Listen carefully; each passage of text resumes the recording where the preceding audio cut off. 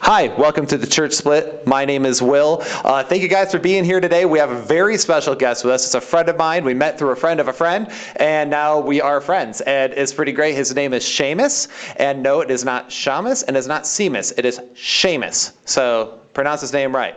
But anyway, he is with AltarNate Media. He's another person like myself who loves to talk about the Bible, and we're going to have his link and everything below. But with that being said, everyone welcome Séamus. Séamus, good to have you here, man. How you doing? I'm super excited to be here. Thank you for having me on the show.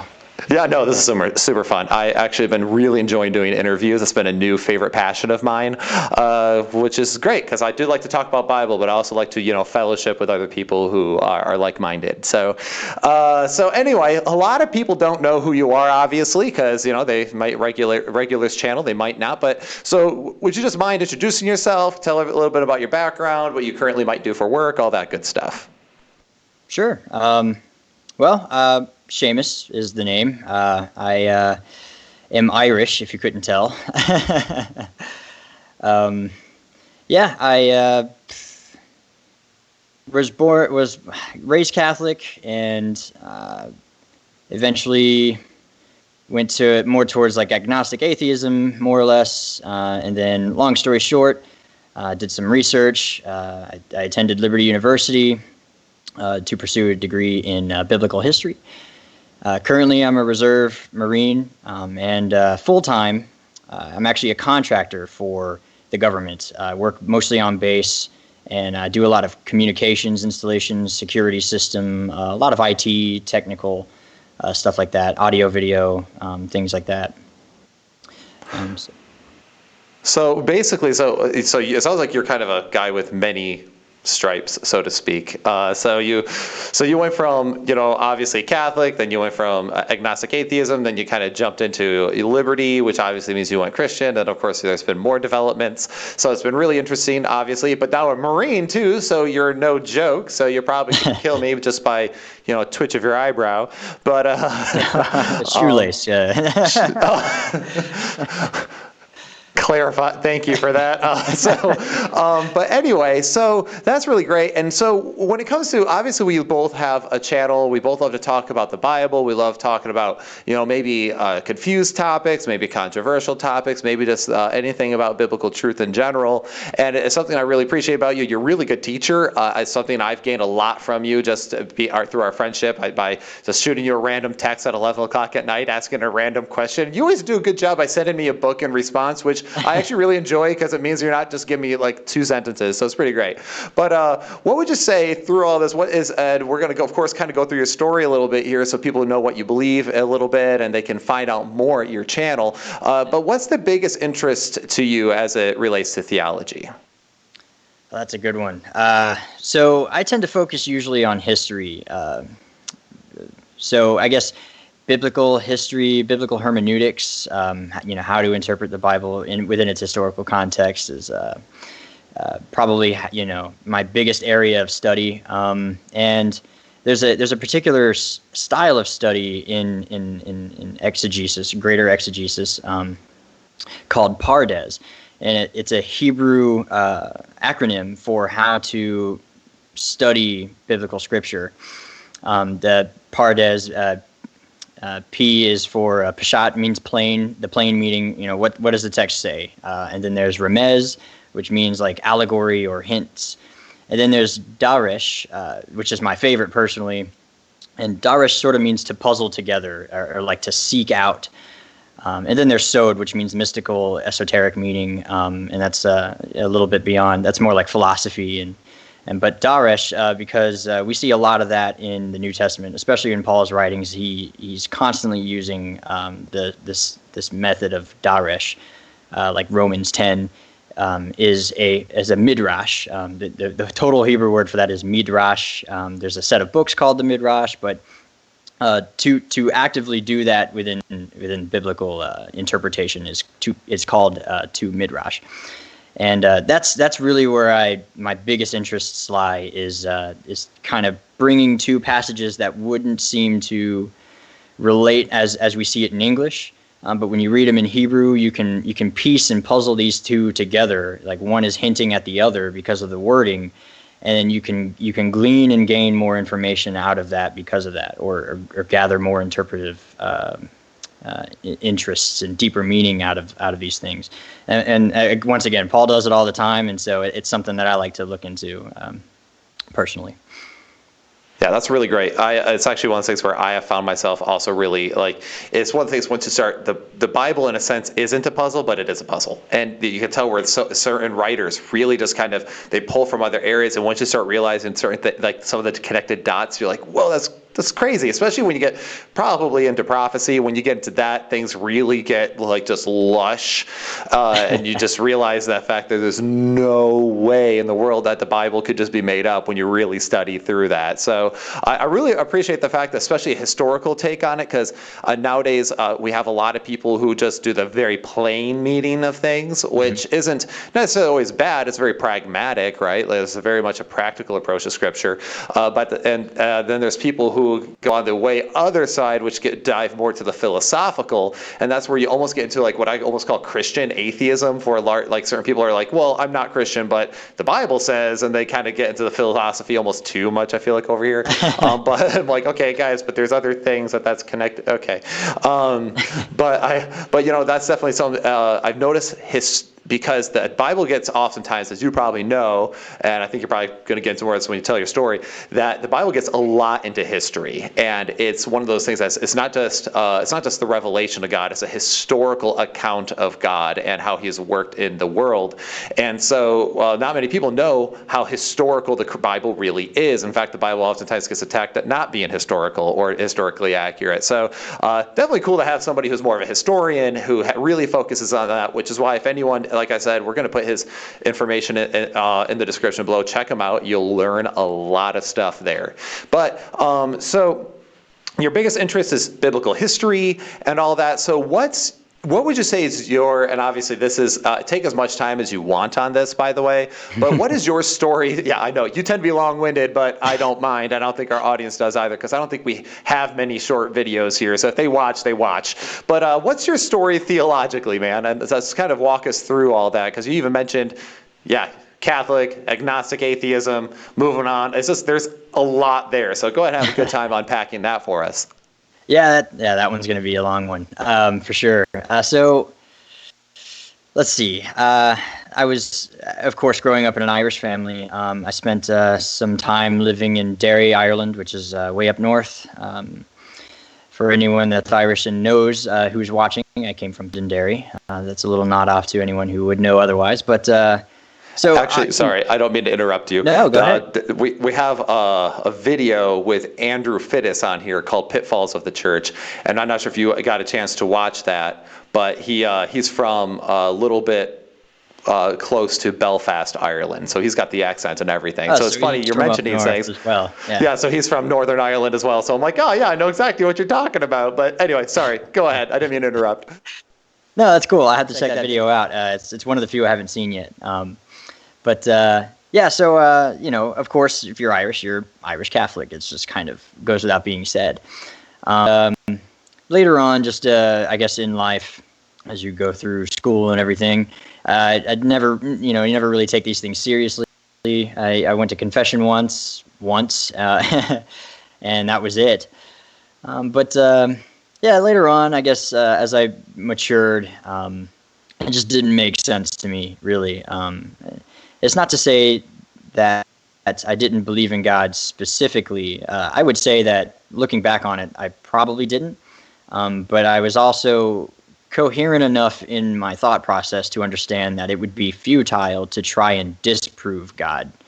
Because you just can't do that. I feel like over thousands of years of human history, if it was possible, it would have been done by now. And so I just came to terms with that. Me, maybe I do, maybe I don't. I don't let it affect me in any way. But then as I got into high school, you have your Fellowship of Christian Athletes and your goody two-shoes types that come out of the woodwork a little bit more, and they annoyed the crap out of me. I absolutely couldn't stand them as people. And so I know that feeling. I sort of, yeah. So So I sort of sought out to, like, they just seemed kind of hypocritical to me, and so I sought out to point it out a little. So I began to kind of start looking into just like reading the Bible and trying to find a good way to disprove it in some sort of way that, if I get approached again, or if I'm having this conversation, I can be like, listen, you don't even keep like your own Bible, or blah, blah, blah. There's this many problems with it. You have you have the problem, not me. And in that search, once again, I feel like I had the intellectual maturity, to recognize that I had to keep an open mind about everything. Like, I can't be one of those atheists that only accepts, the times where it agrees with me, or an agnostic, however want to look at me at the time. But I definitely began to, reach and seek out mostly historical knowledge. I would not be to win philosophically, but rather historically, and just break down the Bible, because I was always told the Bible's a historical document. So, it seems a little far-fetched. Read through Genesis one time and go, yeah, sure, history, okay, whatever, guy. So, but I had to keep an open mind. So, as I grew up, still freshman in high school, began to look into it. My father, he got deployed for a long time. I think it was about 7 or 8 months. And basically, as soon as he left, I got grounded. And I did, so I definitely deserved it. But I got really grounded. It was I had to take everything out of my room. And I'm an artistic guy. I used to paint all over my room, like just black paint and words and designs and things, like tattooed style art. And I had to remove everything from my room besides my bed, my desk, and my school stuff. And I had to paint over all of my artwork with really white paint that didn't even match the walls, so it looked like I was living in a basement for a while. As an artist, that would have killed me, because I sketch and I do a lot of stuff like that too. So that's just funny. I would have died. Yeah, devastating part, to be honest. Everything else, I was like, whatever, I can be fine without it. But when I had to paint over everything, I mean, I was like really, really, really grounded. And it was basically until my dad got back was the stipulation. It was under a tight schedule. And as I was moving everything out of my room and into the basement, I had a copy of a Bible that was given to me in Ireland. It was a nice Irish green. You know what? I actually have it up here still. I keep it around because it's basically my first. But I decided I would keep that like hidden. I put it in with my school book bag, and I was like, I need that. I need to use it, and so I kept that. And now I have a ton of downtime, and sit down and read the Bible for hours to get a good idea of where everything is. I didn't want to like look for history and stuff first and then try to find it in the Bible. I wanted to have a good overview, take all the notes, and then go from there and find would be able to be disproven archaeologically and historically. However, as it turns out, archaeology does not disprove the Bible in almost any way, shape, or form.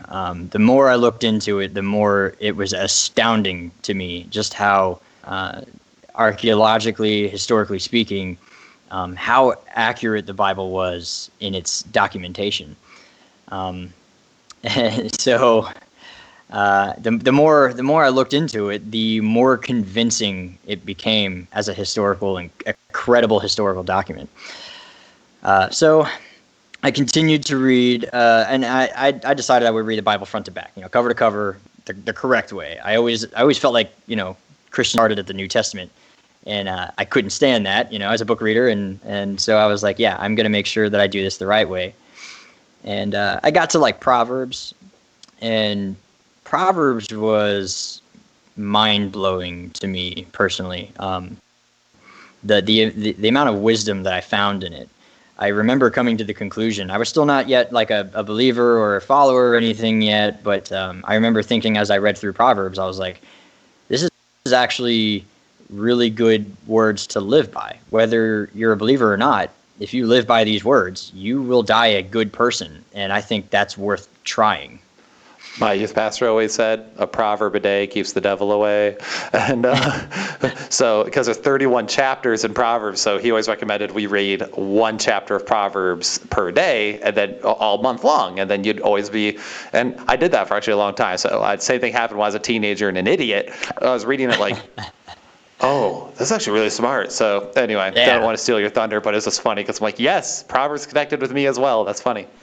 Yeah, Proverbs hit home with me very well, and it's funny. Excuse me. It's funny that you say that because in ancient, well, not ancient, but in like more Middle Ages to modern Judaism, they do that where they read the Bible. They read a proverb a day, but according to the Hebrew calendar, so there's only 28, and so they tack on a couple of extra proverbs in the end. But they also read through Psalms. And they do like 5 Psalms a day. It just a little interesting side note. But yeah, so Proverbs spoke to me as just, if nothing else, it is that's a good way to live. If nothing else, you can be an atheist and still agree that these are really good precepts to live by. People will look up to you as a person. You will be a good guy.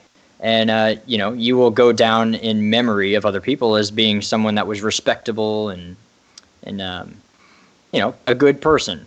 And so I just naturally came to that conclusion. Well, if nothing else, I see why now the Bible has, lasted at least this long in certain aspects. And so, I'm gonna keep the best I can to some of these precepts. So as time went on, my coming into being a believer was extremely gradual, very, very slow. There was never like a day where I was like, okay, this is it. For me, it was extremely gradual. The longer, again, I kept looking and making sure that everything was checking out. And then eventually I kind of found myself, because of the overwhelming evidence, I was like, well, if nothing else, even though it's a historical document and you can say that, man wrote it down, there are far too many coincidences to say that a God doesn't exist. And so that was another natural conclusion. If nothing else, God exists. He has to. There's a lot going on here. I hate to use the phrase, you can't make this stuff. But when you start looking into, the history of how the Bible was recorded and kept and has survived, it's like, wow, you can't make this stuff up. One of my favorite examples, for the longest time, the oldest Old Testament copy that we could find was only about 400 or 500 years old, and that's because the Jewish people, they would copy down the text. And then when the other text was not usable anymore, they would burn it out of respect. And so old Torah scrolls and Jewish literature didn't last long, a few hundred years. And then when it was unusable, they would burn it respectfully. It was a very holy document to them. So, if you can't use it, there's no sense in keeping it around. And so that was always a problem. And then everyone says, well, the telephone issue, right? So it goes and gets passed down, it changes. That the Qumran caves were discovered, and we have whole copies of Isaiah and Torah scrolls and everything. And yeah, if you scrape through every letter of every scroll that they found, and you currently have a Hebrew copy of the Old Testament, then you have the exact same copy read before the first century. It's that congruent. It honestly blew my mind just how flawlessly copied it had maintained, even though there was no older copy than 400 years until the Qumran caves. And so just over time, doing all these studies, I found myself praying and living a more biblical lifestyle. And of course, the started to kind of come in my life as a result. God puts himself in a box by saying, if you, then I. And so, when you keep the promises, you do receive some blessing out of that. Again, you can start to see the evidence for it in my own life. And so, slowly started living that believer's life. And so I found a church. It was a place here in town called New Song. I think it was a Methodist church, but it had a Baptist lead pastor. But it was really cool, and I got involved with the youth. I'm a musician, so I wanted to do something like drum or play guitar or anything I could for the church. And then, of course, my studies in history never stopped. To this day, they never stop. But eventually, I ended up becoming a youth pastor for another church. The current youth pastor at the time, he sort of took me under his wing and mentored me, showed me the ways of how to teach and how to relatable, bring it down to earth, how to not be a sermonator, and act with people in what you say, how to be a good public speaker. And so when he left, I took his place. He was the Reserve Air Force, so he actually got stationed somewhere else. So he left, and so I took his place. Did that for a while, and the church, they loved me, couldn't pay me full time because I didn't have a degree, and they were part of the Southern Baptist Convention, and so they were kind of like, hey, we want you to have some credentials before we pay you full time for this. And I was like, sure, fine.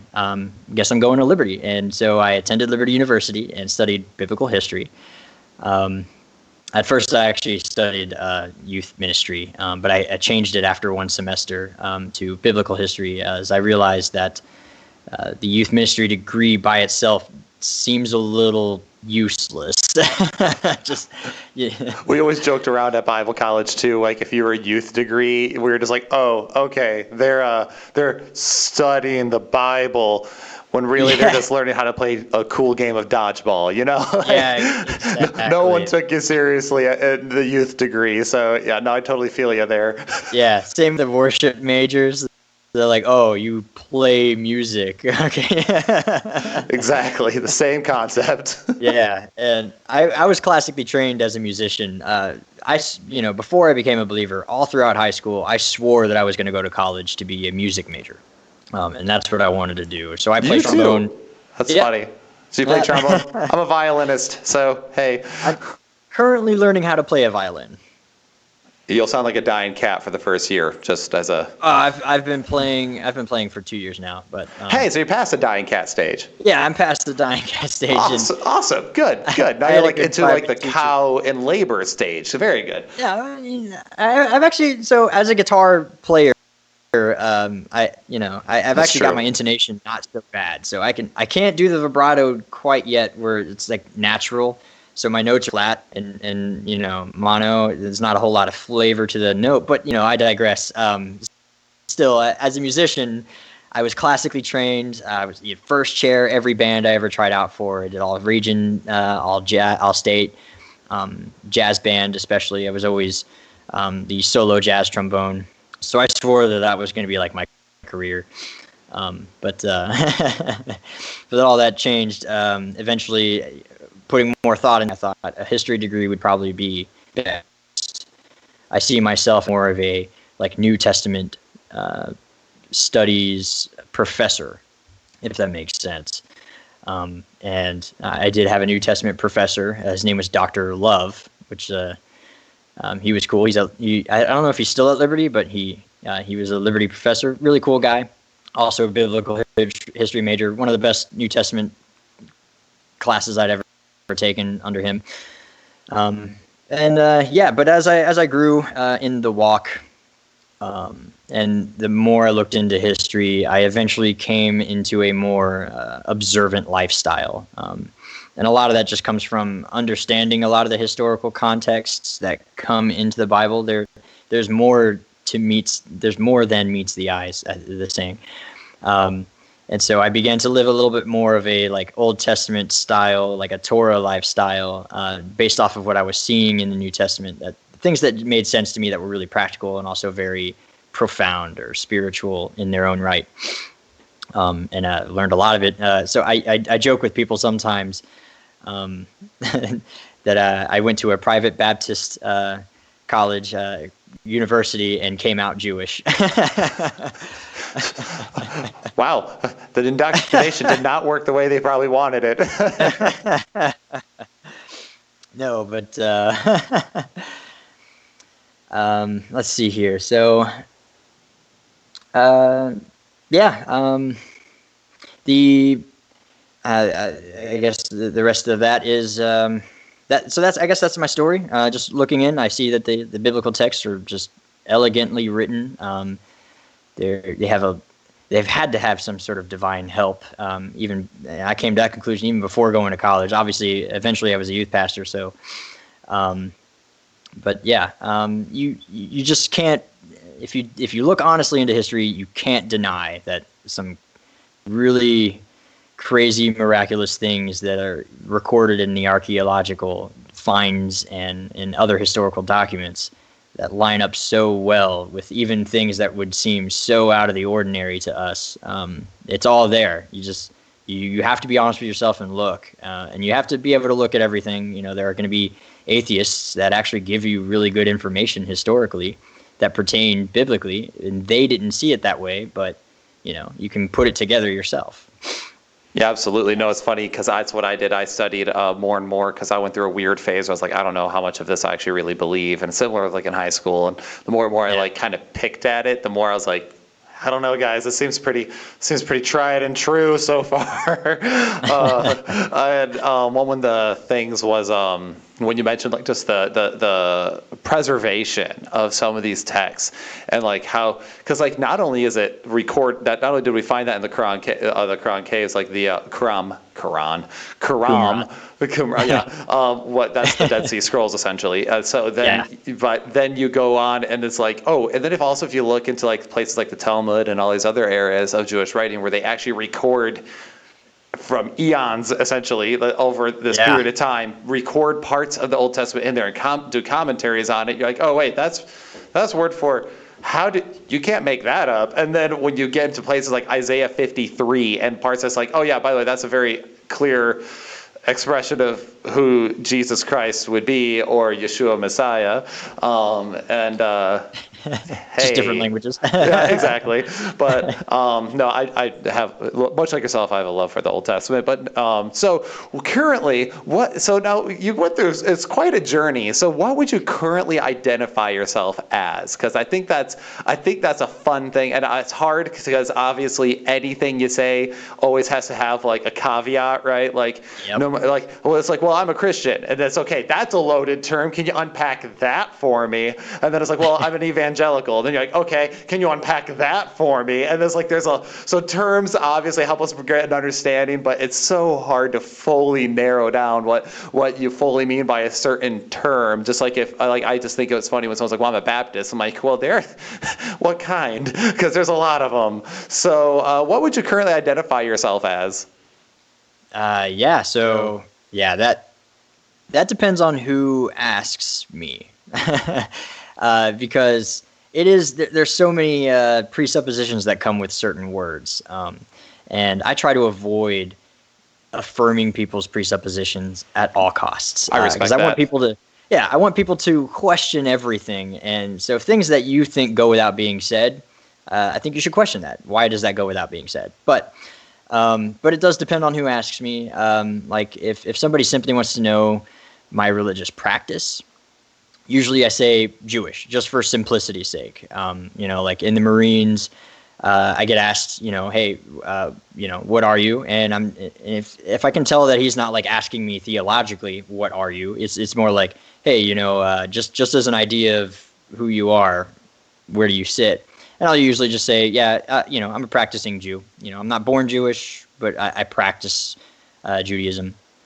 And that way, with those presuppositions, to me, it's easier to break down saying I'm Jewish, but I believe in Jesus, than it is to say I'm Christian, but I'm a practicing Jew. Because then, for some reason, that word order messes with everybody's thought process. And they're just like, wait, that's not possible. That's illegal. Like, and if they don't want to have that conversation, then I won't have it with them. All right, I'm Jewish. I keep kosher. I keep the Sabbath. That's all you really care about. Then that's all you need to know. That's so fair.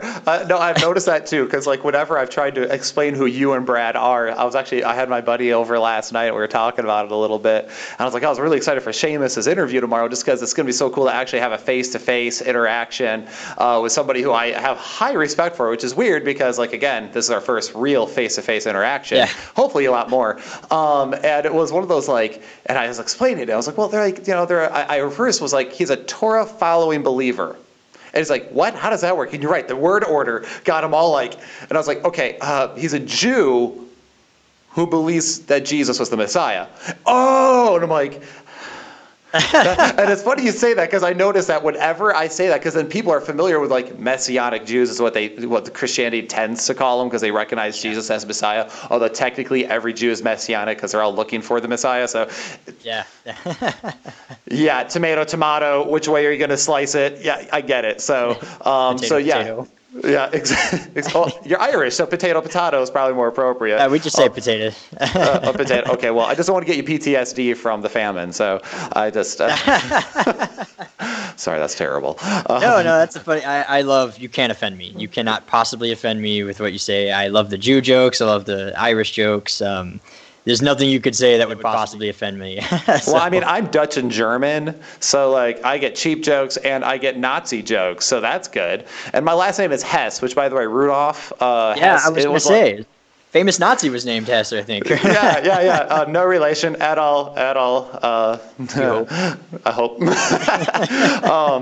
Especially because I'm usually on the side of Israel here, so everyone calm down. But yeah, so I guess my biggest thing, besides history, what is the biggest thing that would you say has influenced your theology? Oh, besides history, what has influenced my theology? Okay. Okay, so at Liberty U, I was taught that you can't read the Bible from a 21st century Christian approach. That each book was written to an audience specifically, and you have to read it without understanding first. I know that's still like a history answer, but the more I looked into it historically, the more it changes the meaning of the text from what I originally thought, and help correct, I guess, some misconceptions that I initially had, especially as a brand new person reading it. And there's some things you naturally have questions. And then there's sometimes you go to a pastor with some of these questions and they're like, I don't know.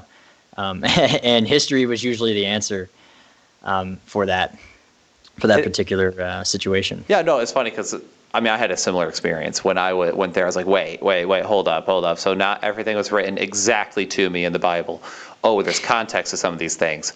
Oh, wait, context. I guess that's important, huh? Yeah, I guess when someone walks in, I mean, we've all had that moment where someone awkwardly walked into the wrong time of a conversation. Yeah. And we're like bad timing. I swear it makes sense. It's not as bad as it sounds. And I think that's so often what we do in the Bible too. We just kind of jump in the middle of something and just try to dice it. And you're like, whoa, hold up. Give it some context. Let's break it down. Yeah. Like one of the explain things, something. Yeah, like hold up. Like Proverbs was one of those things where I realized that it wasn't all just express promises or commands straight from God. No, this was wisdom of Solomon poured out to his, and it's like it's still godly wisdom, but it's the context there is different on who is Solomon, who is he writing to, what's the wisdom being portrayed in it, and like for the idea of like train up a child in the way he should go, for when he's old he will not depart from it. But we could, that's a Solomon proverb, but at the same time it wasn't necessarily a full-on promise from God, because we all know even in the Bible we see people, I mean Jacob and Esau, we see rebellion happen even though they were trained well. So it's right. Like, wait, that's a wisdom principle. Right. I don't know. It's just funny how context. So you would say basically history and hermeneutics, were the things that really affect you. By the way, hermeneutics for the audience. Hermeneutics is the fancy word for interpreting the Bible correctly. Yeah. So. Yeah, I forget sometimes that I use big words. It's okay. I do the same thing. Yeah. Yeah. So to answer the question, I've though, like something besides history, right? Like that was the question. If you don't mind rephrasing it for me real quick one more time, just so I have a good. Yeah. No, absolutely. It's just, what's the biggest things that influenced you to change your theology, besides, of course, the history part, because I know that's obvious. Okay. So it was once again, a very slow progression. I'm a very cautious person.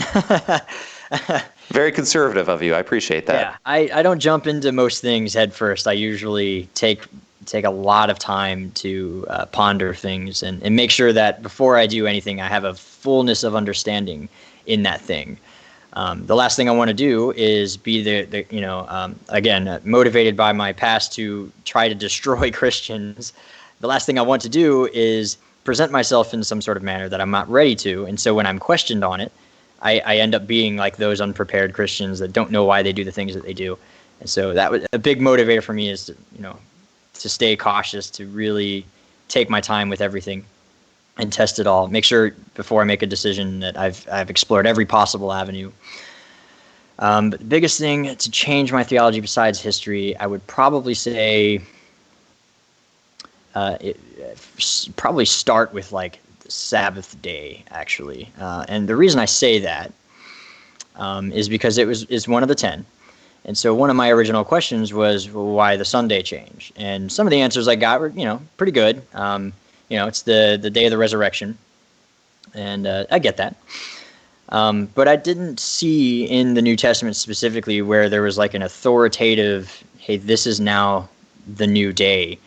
And to me, again, having read it from the back first, I was like, well, that's one of the 10 commandments. So I feel like you have to really have a good justification to change that. And so there are a few misunderstandings that come with understanding a Hebrew day. And so there are passages that are in the New Testament where it does say that the believers met on the first day of the week. And I think the one where Paul, he gave like a sermon all the way until midnight. And I've heard and said in churches before that he, all day he preached for 12 hours. But I think that comes from a misunderstanding of a Hebrew day. A day in Hebrew begins at sundown. And so the Sabbath day would have ended Saturday night, and they would have lit candles, done the wine and bread blessing. And then at the ending of the Sabbath day, naturally, they're already meeting together. It is now officially the first day of the week. And so they were meeting on the first day of the week after the Sabbath day had just ended. And so Paul would have spoken from probably about 9 o'clock to midnight, not midday noon to midnight. And so there are a few things where you're like, wow, that sounds really crazy. But you put it back in its context, and you're like, oh, that's actually a lot more reasonable. That makes sense why they were meeting on the first days, because the Sabbath day was ending. They would have already been together at either someone's house or a synagogue, lit the candles, blessed the wine and the bread, and then have a lesson afterwards, because that's what you do after you get done blessing the Sabbath day and saying goodbye to the Sabbath day. And so, just that little bit, that the Sabbath day was kind of the first step for me to change the way I view theology and to start being, to bring the Bible back into context and be observant in order to better understand the Bible, the people of the Bible, the way they did things back then. The common cliche is to return to the Church of Acts. And the more I read Acts, it just seemed like they were still meeting in synagogues, and they were still meeting on Saturday nights after the Sabbath day was over. And so I didn't see anything wrong with practicing a Sabbath day. I was like, this sounds like it would be a nice day to have, to set aside a day to do nothing, no work, and, maybe study scripture all day. And then, that's what would Jesus do? Jesus was Sabbath observant, so it's why not? Why not give it a try? If it was good enough for him, it's good enough for me, right? That's fair. So that was like that first step. Yeah, absolutely. No, that actually is really interesting because Brad or you sent me an interesting discussion debate on that. And I was like, this is really interesting stuff. So and that, guys, is why you need to go follow Séamus, because there's going to be a lot of good stuff coming out by him and Brad. There's a lot of stuff that kind of helps build that context a little bit. So, so would you say that was kind of one of your first moments, your first like Achilles heel, like, oh wait, maybe I haven't had a full understanding of this properly, or whatever? Would you say the Sabbath day was like your Achilles heel issue that turned you into looking more into following the Torah now as a believer in Jesus Christ? Or was there another issue, or is it just kind of like, again, like you said, you're very gradual and cautious, so it's just kind of like picking up one thing after another? It's actually a good question. I think it started, as I stammer, I think it started more with the Sabbath day for sure, but I can distinctively remember, I think my Achilles heel, to use your words, would probably have been the kosher laws. And the reason I remember that is I had just done a lot of studying. I was about to go to work. Some of these ideas had been portrayed to me, and I thought about it. I've spent a lot of time looking into it and studying. I wasn't fully convinced. And one day I was sitting before work. I was aware at the time, and I was eating a big plate of bacon cheese fries. And bacon cheese fries. They were waffle fries too. They were awesome. And but I remember thinking to myself in that moment, I thought, I'm not fully convinced, but if I'm wrong, then I'm wrong. But if I change this and I'm still wrong, well, then who cares? But if they're right, then I'm wrong, and that's a problem. And to err on the side of safety, I think I should give up the bacon. I feel like that, I feel like that's not too much, and so my soul just died a little on the inside. Yeah. And well, to be honest, the bacon is good, but I was never a big pork fan my whole life. Honestly, bacon's the only pork I've ever really enjoyed. I don't care about pork loins or any of it. I'm more of a chicken guy and like a steak, honestly. So yeah, bacon's probably the only thing I miss. But that, I think that was the moment for me where I just thought, if I'm wrong, then I'm wrong. But if they're right, and I'm wrong, that's the problem. But if I keep these anyway, and it doesn't matter, well, then it doesn't matter. What's the big deal? So for now, I'll err on the side of caution, on safety. And that was the sort of defining moment for me. I remember specifically, I did not eat the rest of the plate of bacon cheese fries, and sort of was like, I think that's it for me. No one can say you're fake. No one can say you're fake. If you give up bacon cheese fries right in front of you, you're committed. So I got to give you that. That's awesome.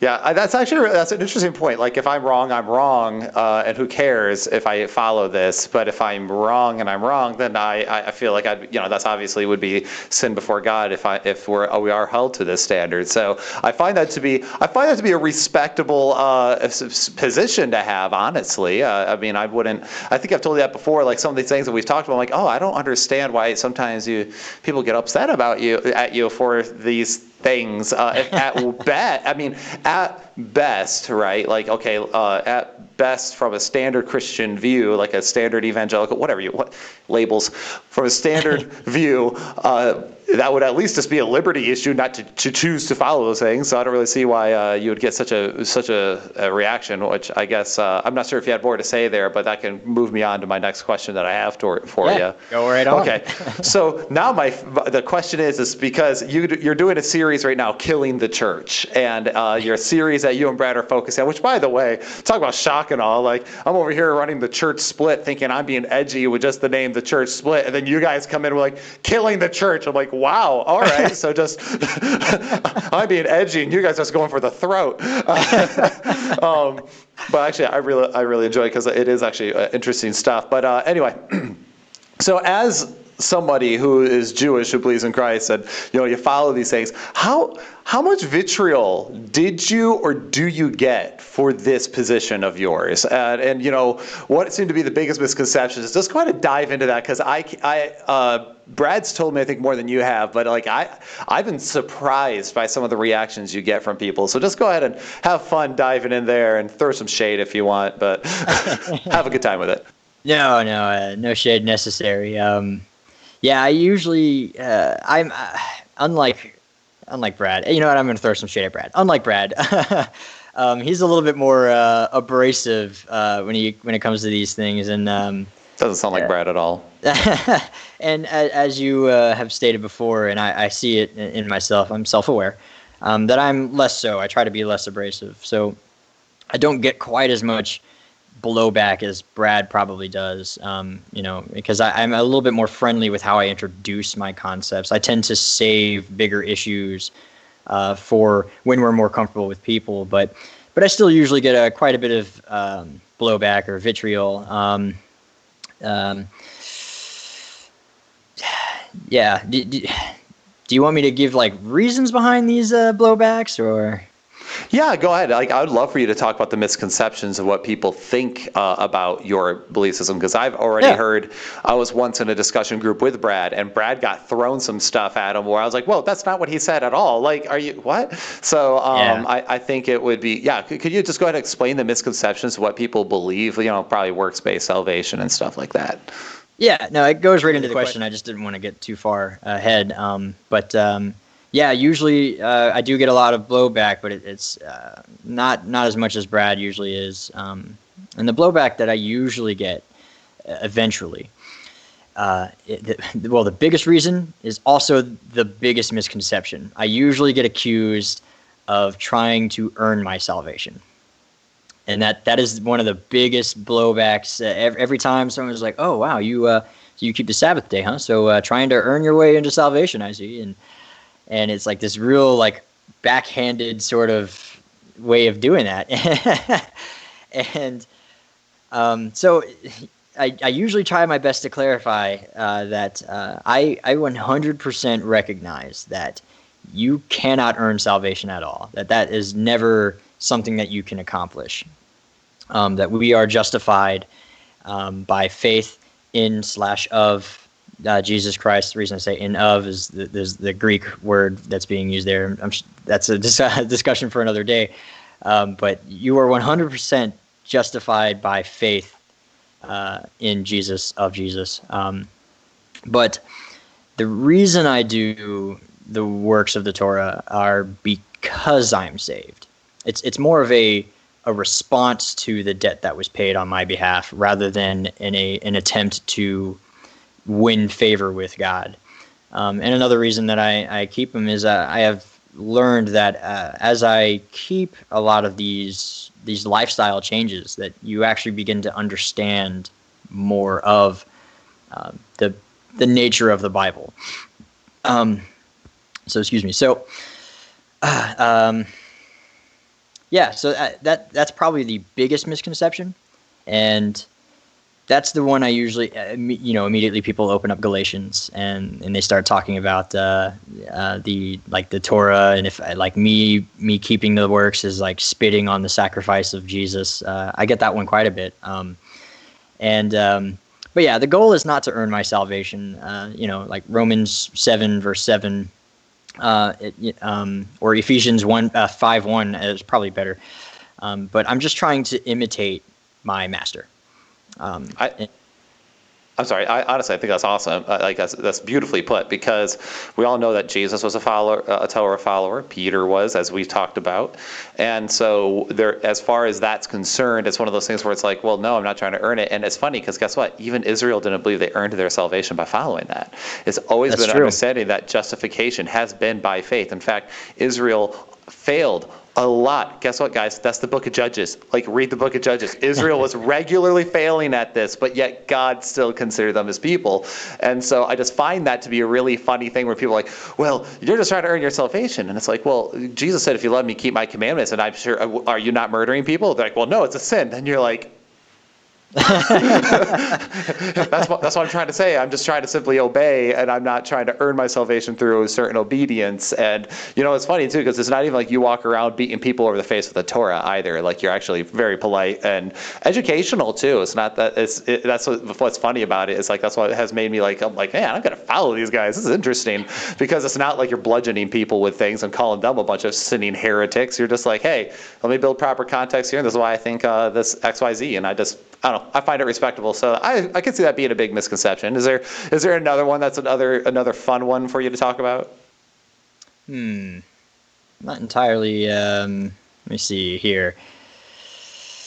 Yeah, well, yeah, to that point, another misconception is that I commonly hear it being said something like, the Torah was judgment, there's grace now in Jesus. I think that's like a Roman passage, maybe Galatians as well.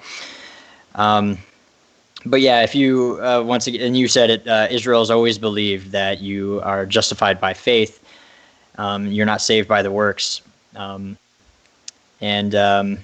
Yeah, so to that point also, the Torah is designed, at least the way the Jewish people see it, is something for you to look at yourself with. It's a mirror, so that you can see the best version of yourself, the way God intended you to be. And you're not allowed to turn that mirror around at someone else. And so the biggest reason I try not to be the Torah thumper and go around converting people into Torah following or anything like that is because this is for me to look at myself and change who I am, because, God saved me. If you have questions, I'd happily answer, but I'm not the kind of person that is going to try and, make you into a Torah follower. And that is another big misconception, is usually if the topic gets brought up, they start getting combative right away, thinking that I'm going to attempt to convert them. And, I like to try and clarify anyways, like, hey, this is my lifestyle, let's talk about individual soul liberty kind of thing. I'm not trying to convert you into this. This is just for me. This is between me and God. And if you feel convicted, then it's between you and God. But it's not for me to, act in that position against you like that. Which the idea of a mirror being used for self also explains why a lot of Jews don't run around even proselytizing. That's not their goal. Yeah. Their goal is to, and that's one of the things that first struck me when I started understanding Judaism was, I'm like, oh, it's weird that they don't go run around like door knocking. They're not like the J-dubs running around. And it's funny because, like, oh, that makes sense because the mirror, that's like, no, this is for self-reflection. It's not for external. I would say that would be a pretty big misconception. And obviously, there's a lot of other things when you get into like more the Torah following, that there's a lot of in-house debates, and even on that side, which I've joined some groups just to kind of get a better understanding of some things. And I'm like, wow, some of y'all are crazy on some of these things. Where's that coming from? And we've had fun conversations about some of those things. But and that's what's the funniest thing as well, is the fact that obviously you guys preach and teach, and you truly do teach that salvation is through grace alone, through faith in God and Jesus Christ, and you recognize Jesus as the perfect and holy Messiah. So you call him my master. Even I noticed that in your video, and I thought that was actually eloquently put when you were talking about what my master says this. Is there something you would have? Sorry. You made a face. No. Am I saying that right? Yeah. Okay. I want to make sure I'm not misrepresenting your beliefs. No. Yeah, we say it that way on purpose. I'm very deliberate with most of my words, and that's just because the idea is we are slaves to the Messiah, and so he is my master, and I am his slave. And so that's why. It's also just an interesting little different spin on the way we look at the Messiah. I think it makes it more personal when you say something like, my master or the master. Actually, I thought that was great, because I was like, oh yeah, because we are slaves. It says we are slaves to Jesus Christ. So I just thought that was when you referred to as my master or the master, I was like, man, cool. Like, because he really kind of is. So that's my I don't know. I enjoy. I'm like yourself. I tend to be deliberate with my words, so I enjoy the fact that I could tell them, like, that's a different way. So how do you? So now your position obviously is a very different position compared to what most Christians are. I can already already hear the keyboard warriors typing as we're talking. The comment section. Just, heretic. So how the thing is obviously the church is very divided, and we've talked about that before. There's a lot of division in the church, and hence why I just was like, if I'm going to talk about divisive topics, I may as well name myself the church split and just kind of own it. So how do you believe your position can help unite the church, even if they don't maybe follow the Torah? Because I myself, like I said, and for those who are watching, I'm not a Torah follower, but at the same time, like I have a huge amount of respect for it, and I'm always kind of flirting with it. So, so how would you say that this can help unite your church, even for people who might not fully agree with you? Yeah, that's a good. So, I would say we have a lot more in common than most people realize. Most Christians probably don't realize that they actually already keep a majority of certain Torah laws. That's true. But yeah, we have far more similarities than differences, I would argue. And but I believe that for me specifically, I try to study these historical things and create some clarity in order to help create unity. Because with clarity comes unity. If everyone's of the same thought process and these things make sense, then as long as a person has basic understanding of common sense, like you can assume that they would agree as long as everything is congruent. And so history has, for me, helped to prove the legitimacy of the Bible. And a lot of the questions that I think some Christians have that they can't find answers to are actually answered in a historical / Torah observant lifestyle. And the reason I say that is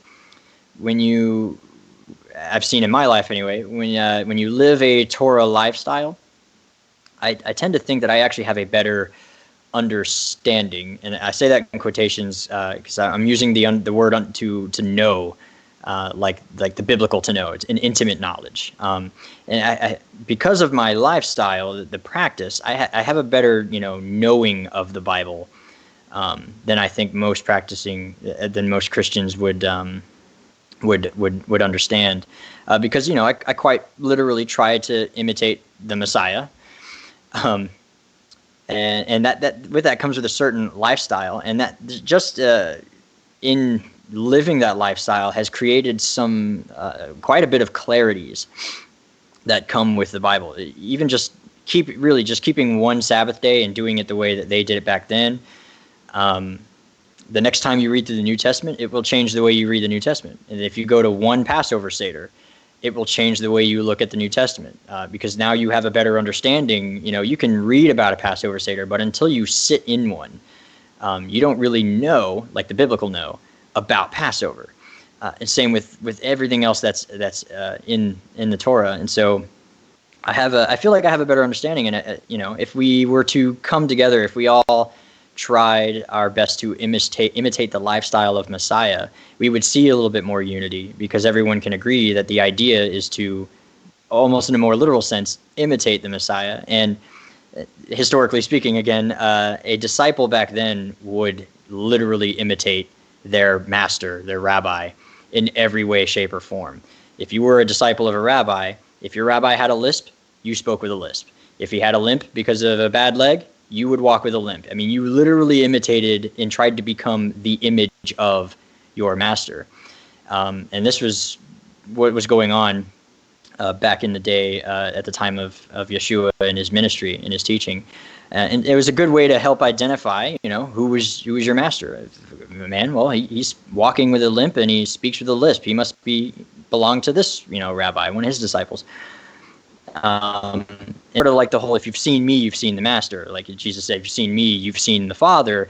And the implication there is that Jesus is imitating God. And Paul even says, imitate God, therefore, as dearly loved children, which is quite a claim. And then later on, I think in Corinthians, he says, imitate me as I imitate Christ, which is a really big, quite the claim. But I take those things more literally, and try to live those lifestyles in order to kind of better see the things that I otherwise would have missed by overlooking it or reading about it but not actually living it. And so I think as long as people were to have a better understanding of these precepts, It would get rid of the stigmatism that comes with the word the law. We tend to think of that as a really bad thing. And if we can get past that stigmatism, there would be a lot more unity and a lot more practice, I think. And so that's where I come from. My goal is to bring unity to the church ultimately. But I just think that a good way to do that is to live the lifestyle that Jesus lived. And people are going to ask you about it. And that's a really good talking point to get on, even for total strangers who you never would have had a conversation with. If they see you wearing weird tassels off the side of your garment, Jesus used to wear tassels, they're going to ask about it. And it's like, oh, well, my master, Jesus, the Messiah, also wore tassels. And in fact, he healed the woman that had the blood issue for 12 years. She grabbed onto his tassels, and that's how she was healed. And so I'm just trying to live like my Messiah. I do this in remembrance of him, kind of thing. And so I'm just, that's where I'm coming from, I guess. No, I actually think that's really interesting, well put. Plus, I think another way that it helps unite is how is more context to the Bible going to ever not unite? Like, it should be something that unites us. Like, having more context there is valuable, and it's something that the more and more you get into biblical context, it helps. So I think that's actually really well put. And if nothing else, it's not like you're trying to divide.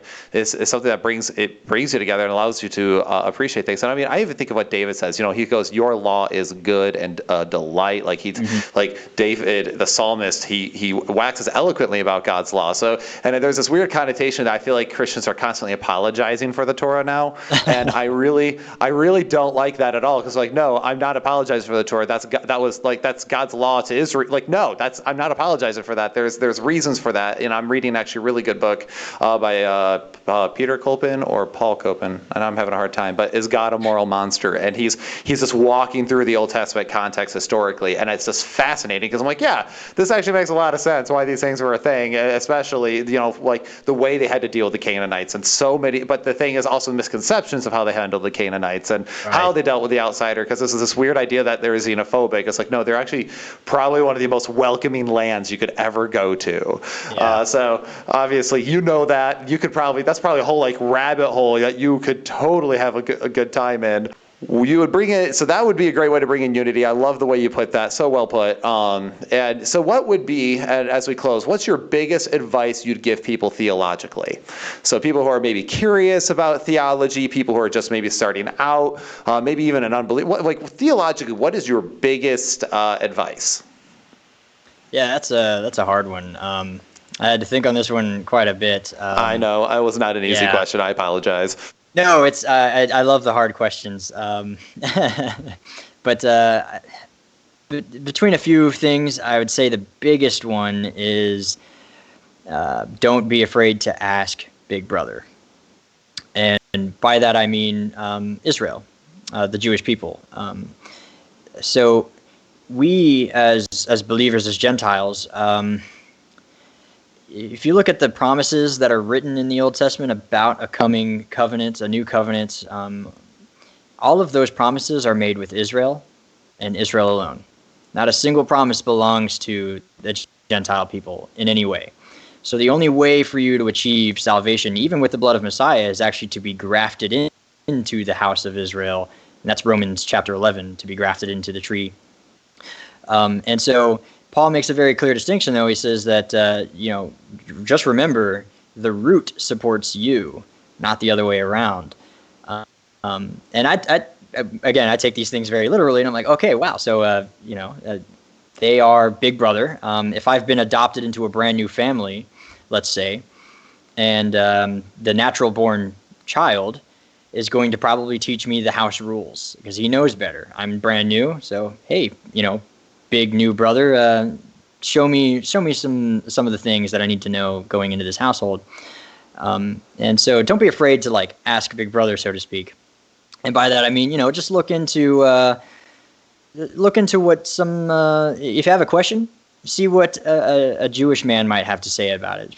Particularly in Orthodox, like in the Midrash and the Talmud. Now I know these terms and books, there's so many volumes of it. It's extremely overwhelming when you start just even Google searching for some of these writings. Yeah, not gonna lie. When the first time I started looking into some Old Testament beliefs and commentaries, it's like, what's the Talmud? Oh, the Talmud is like eons of different rabbis. Oh, they're arguing too over all this stuff for so long.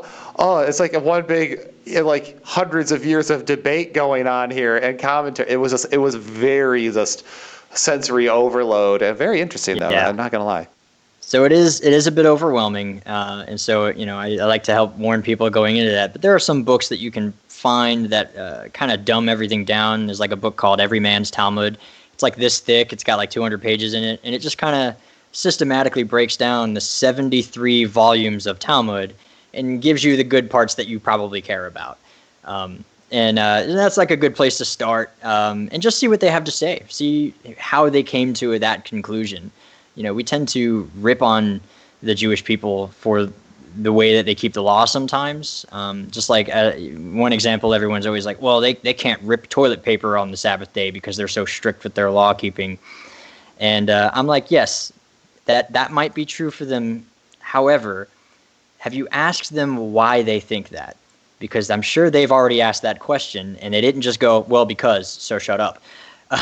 There's actually a very good, legitimate reasoning behind doing that. I don't agree with it, personally, but I see why they drew that conclusion. And so at the very least, I can now relate to why that is. And that's true with any other law that's like on the Sabbath day. Like you can't turn the lights on or off. Another one that like I don't necessarily agree with, but I understand why they have that law there. And so I can at least sympathize with the reasoning. And most of the time, I find myself admiring that reasoning. They've had it for much longer than us. They are the people of the book. They are the keepers of the tradition. They have flawlessly kept it over time, and so they know better the scriptures than I could ever hope to accomplish, especially since they grew up in it. Most 12-year-old Jewish boys have the Torah memorized, before they turn 13, and I barely have the Book of Romans memorized. Yeah, and then a rabbi has to study for at least 25 years and be at least 33 years of age before he can even be called rabbi, and he has to have the Talmud memorized. And they have so much to offer. And so my biggest advice is, don't be afraid to go to that and see what they have to say on certain things, and you might, be surprised what you find, and it will almost indefinitely, I will say with almost absolute certainty, bring you closer to God because of that knowledge. And if nothing else, it'll make you more critically think about what you do. Like that's one of the things. Like it's like sometimes I read some of those. I read some Jewish traditions and whatnot that I'm like, I don't know if I'd do that. This is a little weird. But at the same time, you understand and that's really the thing, context to everything, right? Everyone's got a reason for stuff. So before you just instantly throw stones, and Brian and I regularly talk about the absurdity of belief, which is whenever you're hearing something that you don't adhere to or you don't believe yourself, you instantly go, how absurd, and before you even give it a chance, you've already slapped your label on it. It's just the absurdity of belief. And it's like, well, maybe for a second, talk to them. I had a great opportunity to talk to a Jehovah's Witness one time, and in the end, he was like, oh, gotcha, I completely believed an entirely false system. And it was a really cool experience to be able to have, but the point was I had to go into what he believed, and I had to understand it. I had to come to, and I know that's not for everybody. I've noticed that in general. So like my father-in-law, he's like, what? I just stay away from anything like that. I don't want any kind of possible false teaching, da da da. And he's more cautious than that. He's like, I'm very secure where I'm at. I'm good. And I get it. Not everyone wants to. It's a lot of work. It could be daunting. But yeah, just take time to, I like that. Ask Big Brother, because the more and more I understood the Old Testament, the more it came to life for me, and the more that the Bible started kind of clicking. And I'm not even saying I understand all of it. Like I don't. Like I just have a very decent understanding, and I do not have in-depth knowledge, but at the same time, what I do know, what I've learned, has really clicked things into place. And so, that's, I think, where you guys come in as a very strong heavy hitter for people who are really seeking some answers on especially some strange stuff, because the Bible doesn't give you the full context. It's their historical records. So, the book of Joshua, half of it's him speaking mightily and just just in almost like military hyperbolic language, and you don't understand what really is all going on and why they did this. Why was it at this time? Where were they? What's going on? So the Bible doesn't give you all that context. You sometimes have to go study it out, and I think that's awesome. So that's a really good advice. Go ask Big Brother. Go ask Big Brother. So I don't think that's any shame at all. It's how I actually understood baptism properly finally, because the Baptist teaching of it was always like, that doesn't quite make sense. I'm trying to grab it. Like, you don't have to, but you need to. Also, it's a one-time thing. Also, it's a church thing. And I'm like, okay. And then once I realized, I'm like, but then how did John the Baptist start doing it? I just had so many confusing things that I realized, and the Jewish, the mikvah. Oh, wait. Oh, this is a purity wash. So that's where the symbology truly comes from, is this understanding the biblical context. And that was because I had to go ask Big Brother. So I think that's beautifully put, well put. So real quick, before we close up shop here, is there any other advice that you'd give or anything like that, or just go follow you? Man, I could go on for ages, but instead, if you were to just go to the channel, we're still, brand new, so not very many videos, but we've got a studio now. This is not it. And we're going to be producing videos a lot more often, addressing questions. And that's another thing. If you have a question, anybody out there listening, leave a comment in the videos, and we will absolutely address those questions. A lot of the questions you probably have, we have had at some time. We're not afraid to tackle any issue, and we're not afraid to admit when we're wrong either. If you catch us on something and we're wrong, well, then we're wrong. We turn the mirror back on ourselves, look at ourselves, make the necessary changes, and move on. So we welcome the discussion and the back and forth. But please don't be afraid to ask questions. That's one of the. I feel like some people are afraid to ask questions because they're afraid of the answer. The other big piece of advice is don't be afraid of the answer you get. Just, come, again, it took me forever to even be a believer, and there's nothing wrong with that. Yeah, no, absolutely. I love that. I love the fact that you guys are willing to tackle questions. We're the same way here. I only have one video that's got over 16,000 views, and there's still comments all the time on it. And I try to keep up on them. And it's just like, but that's the thing. It's not being afraid to tackle these. Don't be afraid of the truth. All truth is God's truth. So why are we scared of it? It should be something we embrace. Yeah. It should be something we're okay with. And, if that means you have to make a major life change, if that means you have to eventually become a believer because the truth is so apparent. If that means eventually, I'm in here and you hear me, reject bacon, then you'll really know that Will has definitely embraced some things, and it'll be I'll need some therapy, but I'll be okay. I'm just kidding. I actually don't eat bacon that much. But anyway, well, Séamus, thank you so much for being on. This was super cool, super awesome just to be able to finally just chat with you. That's the best part about. I felt like this interview. I was just getting to know you alongside everybody else. So I feel like we're going to probably do more things in the future together. Also, guys, heads up, this Tuesday, just a couple days, we're going to have a debate. Brad, the other guy here, he's going to debate a Catholic, catechism following Catholic on is baptism necessary for salvation. And so then you'll be able to see the more cantankerous side of alternate media. And but it'll be a great time. So tune in for that, guys. We're going to leave the description there. Go follow them. This is great. It's a fantastic time. But Séamus, I know you're a busy man today. Thank you so much for being on, and we're going to go ahead and let you go, okay? No, I really appreciate you having me on the show. Problem. It means a lot to me, so Thank you so much. Thank you for being on. It means a lot to me, too. So shalom, my friend. You take care. Shalom me, my homie. Shalom me, my homie. Okay. We're not cutting that out. We're keeping that. All right. Séamus, you take care, man. Appreciate it. Yeah, I'm... Right now, what is it, 2:30? We're actually done sooner than I thought we'd be. Hey, that's good. I tried to make sure we keep moving along. So anyhow, guys, my name is Séamus with the Church Split, and this, I may say Séamus, I say Séamus. My name is Will with the Church Split, and this is... Séamus with Alternate Media. Thank you guys for being here today, and tune in next time. Take care.